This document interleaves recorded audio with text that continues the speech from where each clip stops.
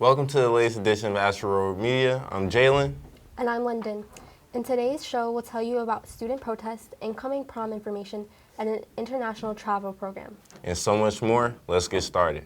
A student-led protest over ICE concerns took place at Allen B. Shepard. Here's Willie Pratt with the details.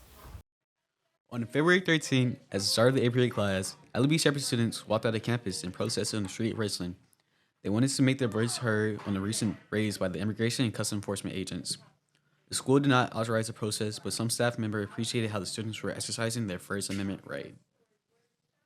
Students to analyze the concept of substantial disruption and understand that rights in a school setting are not unlimited, but must be exercised properly. I made it clear, while civil engagement is an important part of democracy, it must occur within established guidelines that prioritize safety, instructional time, and respect for the school community.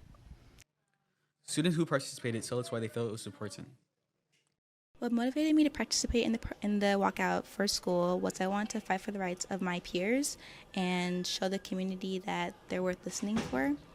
And then also, what am I hoping to communicate to the community?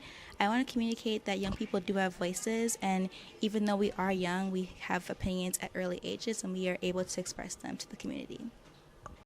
The message that I'm hoping the community takes away from this is that although some people may believe protests don't really do anything, people are impacted emotionally by it, and it makes a really big difference seeing people care and seeing people support others, even though they're not directly affected by it, and even though their families aren't at the same risk as others.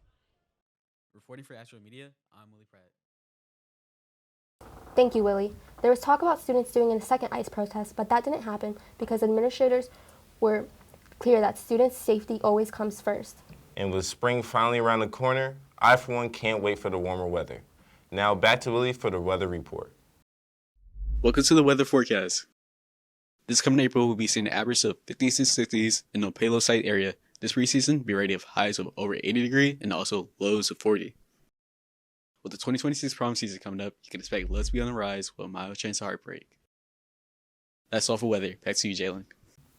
Thanks, Willie. This season is shaping up to be one of Shepard's best. But have you ever wanted to take advantage of your creative expressions in a way unlike any other traditional high school class? Here at Shepard, we offer various media courses. Brian Capleton with more. There are 3 levels of media courses you can take here at Shepard. Starting with Introduction to Media, you learn about the basics of media literacy and production skills.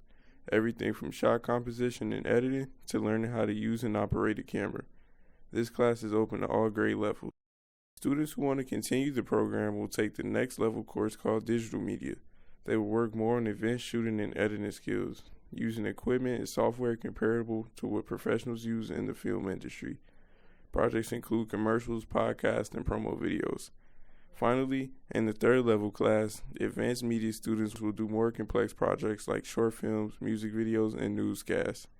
You can also attempt to earn industry certification in Adobe Premiere for editing and media for social media.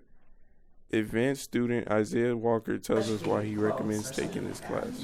The reason I would recommend people to take this class is because it allows people to express their creativity, and the teachers are great and very attentive. They make you focus, and it's overall a great class to come to, relax, and understand how the media works and allow you to evolve your career if you want to take a step towards that path. For more details, talk to Ms. Bellini in room A130 or your counselor. In a world increasingly driven by algorithms, the language of the future isn't when you speak, it's when you code. Here's Jaylin Ferguson with a look at the tech ed classes at Shepard. If you have ever been interested in coding, then Shepard has a class just for you. The class is called Website Design and Coding. Here you see the students working on the computers to fix the coding on websites. In the class, you will learn things like how to troubleshoot on computers and create web pages, which are useful skills for many jobs. Students tell us why they enjoy the class. It feels amazing to witness my ideas come to a physical state, whether it be on the computer or just in front of me in general. If you want to get started on coding at home, our teacher, Mr. Langoy, recommends that you start with JavaScript or HTML. since they are the most common and accessible. No matter what job you do in the future, this class can come in handy. Reporting for Astroworld Media, I'm Jaylin Ferguson. If you're interested in joining coding, reach out to Mr. Langlois for more. While coding and staying indoors can be fun, some students are more interested in going out and seeing the world. Jordan Parham has more on some upcoming international traveling opportunities. From the streets of Tokyo to the canals of Venus, Shepard students are taking their learning way beyond the classroom. In the hallways of Allen B. Shepard, students may have noticed posters for a program that offers international traveling opportunities, giving them a chance to experience new cultures, foods, and more. The EF International Traveling Program is now led by Ms. Quinlan and Mr. Burmeister. These trips usually offer 2 weeks full of activities. One student who went on a previous trip says that this program offers once-in-a-lifetime opportunities. I'm here with London Kennedy. Okay, so for the people who are still deciding whether to sign up or not, what advice could you give them? Honestly, the best advice I could give you is try to make friends and talk to people and ask questions and just get involved with people, because once you do that, like, everything goes pretty smoothly and you have a really nice time and you make friends for honestly life, I think. The students went to Portugal over the spring break and had a memorable time. This summer, they're traveling to Italy and Greece. Then, in summer 2027, the tour heads to Barcelona, Paris, and Amsterdam. Ms. Quinlan says that these trips aren't district associated, so they're open to any high schoolers, family, or friends. For more information or to sign up, head over to the EF Educational Tours website or email Ms. Quinlan directly. I'm reporting for Astroworld Media. I'm Jordan Parham, signing off. Wow, sounds like a great chance to create some memories. While the up-and-coming trips are currently full, enrollment is now officially open for the summer 2027 tour.